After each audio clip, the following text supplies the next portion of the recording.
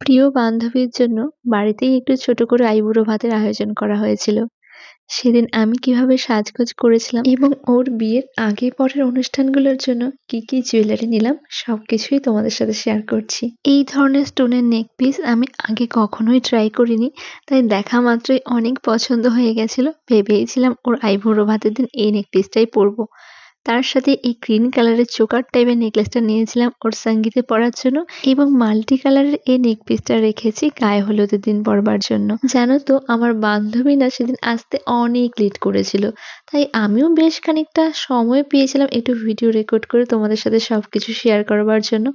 আচ্ছা, এবারে তোমরা দেখে বলো তো এই পার্ল চোকারটা কোন দিন পরলে বেশি ভালো লাগবে। যাই হোক, অবশেষে সন্ধেবেলায় ম্যাডাম আসলো এবং আমরা সবাই মিলে অনেক আদর করে ওকে আইবুড়ো ভাত খাওয়ালাম। আর আজকে সমস্ত জুয়েলারি আমাকে Facebook page Shreyas jewellery box থেকে পাঠানো হয়েছিল।